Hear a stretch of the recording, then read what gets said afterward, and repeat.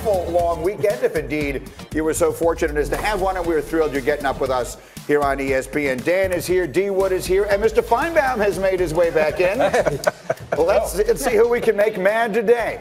Let's start with Notre Dame and Louisville last night, finishing up week one of the college football season. Brian Kelly and the Irish in their first performance since being embarrassed in the Cotton Bowl last year, and this was not a pretty game. Late in the second quarter, tied at 14. Dan, this is the first of 3 consecutive plays with fumbles. Yeah, Juwan pass here, just this spin. Notre Dame opportunistic getting the ball. But then, like you said, Greeny, they're going to give it right back to him here shortly. Just the spin in the moment. Juwan pass was playing such good football, didn't take care of it there. So Book has a chance before the half to try and add to the lead, but he doesn't keep control. And this is really a product of being week one. You know, quarterbacks don't get hit in any type of preseason football. He's not protecting it, runs into the back of his tight end. So now Louisville's got a chance, but yes, you can guess. It's 3 fumbles on 3 consecutive plays as Pass cannot handle the snap. And this time, Notre Dame is able to take advantage and take the 7-point lead. And this is when some experience shows off. You trust the guy who's pulling the trigger for you, Ian Book. Design a great play to get him out in space with his speed. Nice little quarterback draw. This was huge to end the first half. They ran for 183 yards in the first half, including that touchdown. So it's 21-14, early third quarter, and Book finally gets it going. Again, this is nice to come out in the second half, go on a good drive, some good completions from Book. This is the Ian Book that we saw of so much last year, being decisive and accurate with the football. The 26-yard touchdown to Tommy Tremble. He was 14 of 23, $193. The Irish win. Yeah, obviously didn't start the way we wanted to, but really proud of this team. Louisville, a great football team. We respect them, and I'm glad that we were able to, put that first half behind us, come back in the second half, and score some more points. And at the end of the day, be 1-0. That's what we wanted. All right, so look, expectations for the Irish are huge.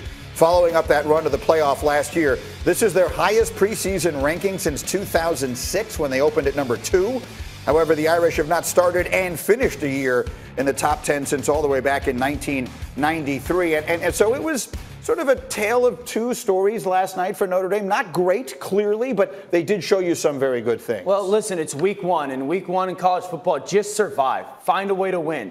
Dominant offensive line. The offensive line played big boy football, thankfully, because they needed it. But Ian Book was not Ian Book. Like last year, what made him so good was decisive and accurate, and we didn't see that last night, but thank God the offensive line was there. As we were talking about, I just see the smile. Did a quarterback say something about the offensive line? I got you, bro. Okay. I got you, bro. That's right. What is that like when you are just pounding the ball down another team's throat? And I did see a lot of people last night thinking the Irish should have actually run the ball more. They tried to get a little cute with some of their play calling. But when you're just running the ball down a team's throat, what is that like for an offense? Oh, Greeny, it's the best thing ever, man, to kind of impose you. Because that's what the game of football is all about, right? Imposing your will. And when you're able to run the football the way Notre Dame was able to do it up front with the big boys on the offensive line, that's all you can ask for. And so now we bring in a noted Notre Dame fan, Paul Feinbaum.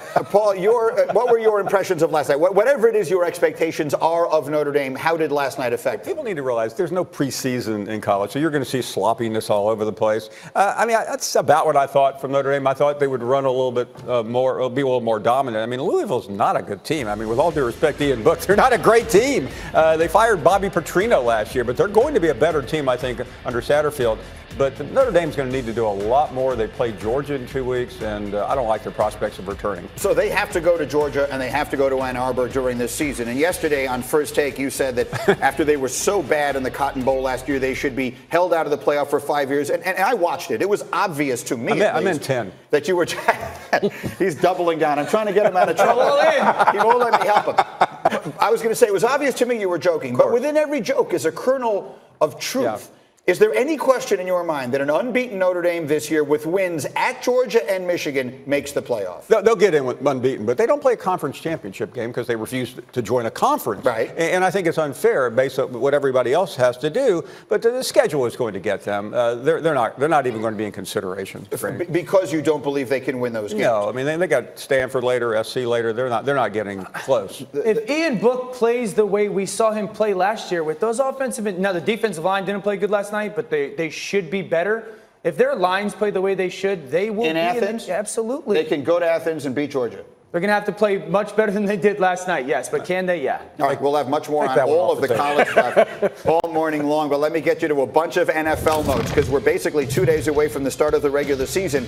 Cowboys are 5 days away. They get one of their stars back yesterday.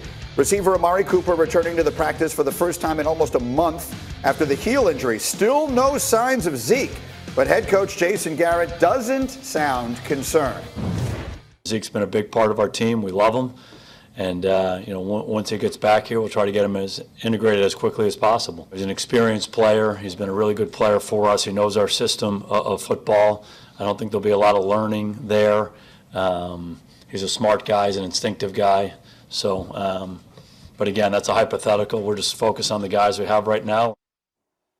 Okay, so we get it. He doesn't want to say anything about it. I don't mind. And I feel like we've been talking about this so much, I've run out of things to say, but I will ask you. He does say, well, Zeke has been here, but it is a new offense. You made that point yesterday. Does that matter? Absolutely, because there's different rules to different plays. As a running back, there's certain responsibilities you have in this play, whether it's, okay, we're looking to make this cut here, or in our pass protection game, this is your guy responsible, or in the screen game, this is the timing of the screens. The greenie, some screens are like 2 seconds, 1, 2, and then you go. Some screens are 3 seconds, 1, 2, 3. So if you're Kellen Moore, and now you are 1 day closer to having to go to plan B. That is the backup game plan. And to Jason Garrett's point, we're going to go with the guys we have here.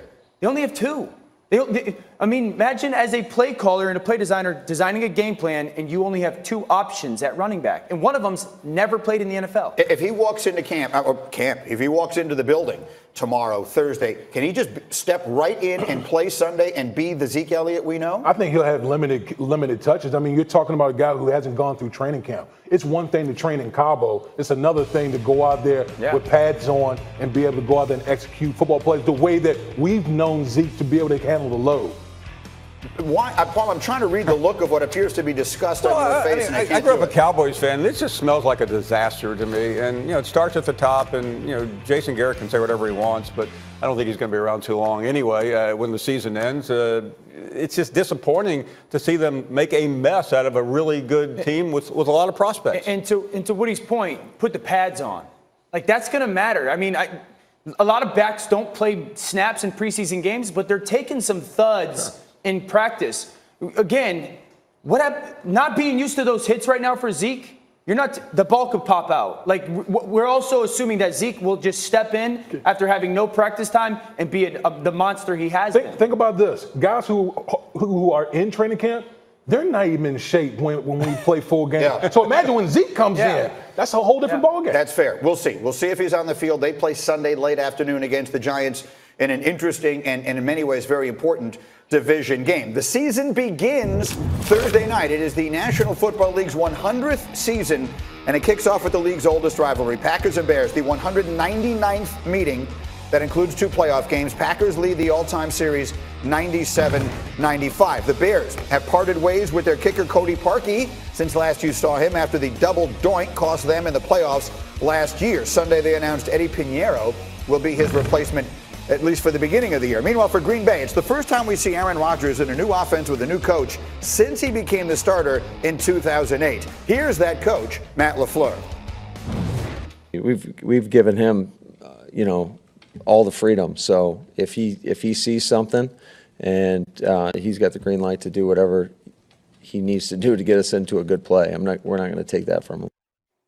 Now, that's been the big topic of conversation. How much freedom does he have to do this and that? LaFleur is likely to incorporate more play-action concept into Green Bay's offense. Each of his last 2 offenses were in the top 5 in the league in play-action. The Packers only used it on 19% of their attempts last year, which put them 27th. So play-action, not a part of Mike McCarthy's offense, which Aaron Rodgers has been running forever. It is a big part of what we can expect here. You've been talking so much about this. You know LaFleur, you know the system. What's it going to look like when he takes the field against the Bears Thursday night? What will that offense look like? Well, that's an outstanding graphic because the play-action pass is going to be prevalent play after play. And listen, I grew up playing against Aaron Rodgers in my NFL career. And we were in the same division. I remember watching him grow up throwing play-action bombs to Donald Driver and Greg Jennings and Jordy Nelson. So the question is, this offense is going to be predicated on a ton of play action, but who is going to be Jordy Nelson? Is Geronimo Allison going to become Jordy Nelson? We know they had Devontae Adams. Is Valdez-Scantling going to become a Greg Jennings? That's the question I have looking at this offense. It's going to be awesome to watch Rodgers be back in it, but who's going to become those guys? And here's why the play action is going to benefit the Packers so much. When you're playing NFL defense, you need chunk plays. That's what play action passes do for you offensively. They give you chunk plays. Imagine going against the Chicago Bears defense and you're trying to dink and dunk your way to score. Right. The odds of you scoring, it goes way down unless you get chunk plays somewhere in these drives. So I think that's where the play action pass is going to help the Green Bay Packers. We're going to talk a little more about this Bears defense coming up because they were first in the league in points allowed last year and first in turnovers. So it's a tough first test for them. Sure. But Dan, you know what I think. I think that the problem has been the play calling and the scheming in general in Green Bay for a long time. You combine a newfangled, offensive-minded Sean McVay-esque guy with Aaron Rodgers, who I still believe is the most talented quarterback that ever lived. I think he's going to have a huge monster year. I have two thoughts on it. One, I still want to see some of these receivers who are unproven step up. I know 12 is great, but some of the same guys that were there are back this year. I do want to make this point. It's very impressive to hear Matt LaFleur as a first-time head coach come in and say, yes, I'll give him control of the line of scrimmage because it's not part of the system. That's not how it's been built. And it also shows me that he's really aware because in many ways, Aaron Rodgers controls Matt LaFleur's head coaching career, certainly in the short term. If he plays well, he's going to look like a genius. So credit LaFleur being aware enough to go, you go take this, it's your offense. Listen, having worked in Chicago for 11 years, that rivalry means absolutely everything in that part of the country, and it is a critically important game for two teams thinking playoff thought. So we have a lot more on the NFL as we go. Let me circle it back, though, to some more college as we begin, because there's a couple of huge games on the slate this weekend, one of which maybe the biggest test that the reigning national champs will face all season long. Clemson, Texas A&M in Death Valley, and at least one person likes the Aggies' chances. This is Texas A&M offensive lineman Jared Hocker. You guaranteeing victory? I'm pretty confident in my ability and our team's ability, so there will be an upset. Ooh, the guarantee. The guarantee rears itself in week 2. Might be a bad idea to poke the tiger that is Clemson. As of last season, they were able to win 13 of their games by 20 or more points, the most in a single season since the AP poll was created in 1936. Their closest game last year was